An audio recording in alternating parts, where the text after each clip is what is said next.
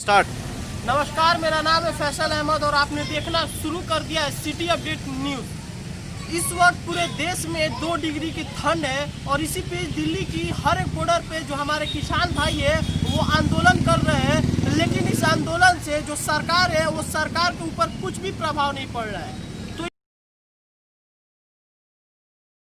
तो यादव इनसे हम कुछ बातचीत विकास यादव इनसे हम कुछ बातचीत करेंगे और जानेंगे कि कृषि कानून को क्या कहते हैं। सबसे पहले आपका बहुत बहुत स्वागत है हमारे चैनल पे। जी, आपको भी, आपके चैनल को भी बहुत बहुत स्वागत है कि आपने किसान विरोधी जो 3 कृषि काले कानून है उसके खिलाफ में बराबर न्यूज़ चैनल पर दिखाते हैं। सबसे पहले बड़ी बात है कि एक तरफ कल किसान और देश के जवान दोनों ने अपने अधिकारों को समझते हुए, किसानों के अधिकारों को समझते हुए एक तरफ किसान अपना ट्रैक्टर रैली करेंगे और दूसरी तरफ जवान अपना परेड करेंगे। इसी में जो ये अंग्रेज़ों का जो दलाल भाजपा सरकार जो कुर्सी पर बैठी है, उस समय अंग्रेज़ों के खिलाफ भगत सिंह के विरासत और भगत सिंह अम्बेडकर लोगों ने लड़ा था। आज वही अम्बेडकर और भगत सिंह के सपनों को बचाने के लिए किसान भी अपने देश की दूसरी आज़ादी की लड़ाई में कल गणतंत्र दिवस का अवसर पर परेड में जाएंगे। सरकार को थोड़ा भी शर्म नहीं है कि एक ही देश में एक तरफ देश की आज़ादी के जश्न मनाए जाएंगे और दूसरी तरफ सरकार के खिलाफ हमारे देश के जो निवासी है, जो भगत सिंह के विरासत को संभालने पर अड़े हुए हैं, वो लोग कल इसी गणतंत्र दिवस के अवसर पर अपना रैली करेंगे। उसी के समर्थन में सिवान में भी हम आज किसानों के 3 कृषि काले कानून के खिलाफ और किसान के आंदोलन के समर्थन में मशाल जुलूस निकाले हुए हैं और इस मशाल जुलूस से हमें मांग करते हैं कि किसानों के 3 कृषि काले कानून को वापस लिया जाए, नहीं तो कल गणतंत्र दिवस के अवसर पर किसान परेड करेंगे।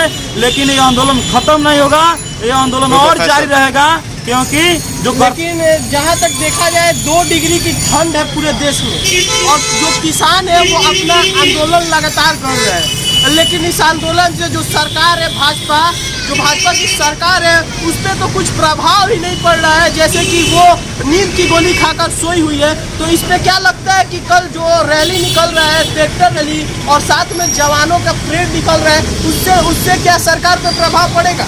सरकार को प्रभाव पड़े या ना पड़े, सरकार तो अंग्रेज के ही दलाल है। जिस तरह से देश की जनता ने अंग्रेजों के खिलाफ लड़ाई लड़ा, ठीक उसी तरह आज देश के जनता ने आज़ादी की दूसरी लड़ाई लड़ रही है। सरकार के इससे कोई अवसर नहीं पड़ेगा, क्योंकि सरकार इस बात को ठान ली है कि हम अंबानी और अडानी को, कुछ चंद पूंजीपति को, और इस सरकार के सरकार देश की जनता को समझती है। पहले ये अंग्रेज ईस्ट इंडिया कंपनी के खिलाफ और देश की जनता लड़ी और अंबानी अडानी खिलाफ और देश के भाजपा के सरकार के खिलाफ आज देश की जनता आवाज। कल किसान दिल्ली में परेड करेंगे, तो क्या आपकी संगठन सिवान के सड़कों पे उतरेगी? कल हम लोगों ने राज्यव्यापी भाकपा माले के बैनर तले राज्यव्यापी संकल्प दिवस मनाएंगे और संकल्प दिवस में संकल्प होगा कि जो किसानों का लगातार आंदोलन चल रहा है उसके समर्थन में और मजबूती से हम लोग उसके संकल्प लेकर के उनके साथ और कदम से कदम मिला। 70 से ज्यादा किसानों की मौत हो चुकी है, इसका जो भी गुनहगार किसे मानेंगे आप? 70 नहीं,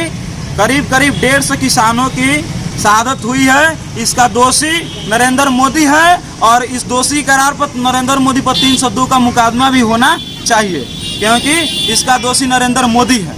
बहुत बहुत धन्यवाद हमारे चैनल के साथ, जो कि विकास यादव जो कि भाकपा माले के युवा नेता है।